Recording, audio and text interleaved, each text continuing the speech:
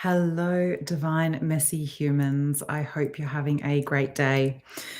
Over the last couple of weeks, we've been going through some pretty heavy energy. There's a number of really good people that you can get some energy updates from. I love Lee Harris. I love Pam Gregory, Joni Petrie. There's a number of astrologers and energy people who give some great awarenesses of what's going on. But for those of us who are, going through our daily life, we may not always understand what the heaviness, what that energy is. Now, I've had a number of people from different sources tell me how exhausted they are, how angry they've noticed everybody being, how their patience isn't what it usually is. And I've certainly noticed the same with me. I feel like I'm at the end of my rope. I feel like I have enough patience for my clients. That seems to be a never ending source so far, which is amazing because I love what I do. But when it comes to home, when it comes to my children, when it comes to my puppy, when it comes to my partner, when it comes to all of those other balls that I'm keeping in the air, I feel really exhausted right now. Now, some of that is the external energy. It is the way that, we're halfway through the year. It's the middle of winter. It is time for hibernating here in the Southern Hemisphere. And I'm just exhausted. I've been doing so much for other people. And what empathy fatigue feels like for me is it feels like my normal self care doesn't even touch the sides, it doesn't come close. It's like I could go away for a week right now, and I don't know how much benefit it would actually do me. And yet my desire right now is literally to run away. Now, empathy fatigue shows up like that, and it has for me a lot in the past. It feels like you've completely and utterly got no more fucks to give. You could not care less about other people. And it's not to say that you don't care about other people, but for the most part, what it's telling you is that you've been shelling out more than you've been receiving.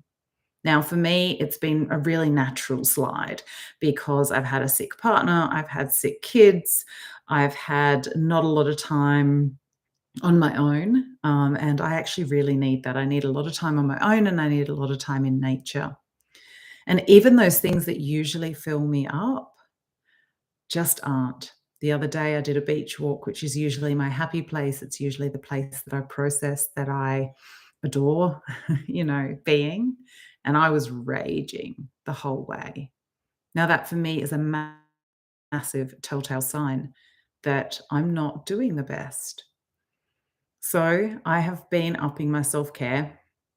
I've been asking for more help, which is a big one. We often forget that other people, are not mind readers. So sometimes we won't ask for help because we assume that they should know what we want and what we need to help us out. And that's not always the case. The people we live with are not mind readers. They cannot understand what's going on in our head unless we verbalize it. And sometimes that verbalizing means that we need to give specific instructions of what we're expecting that help to look like and feel like.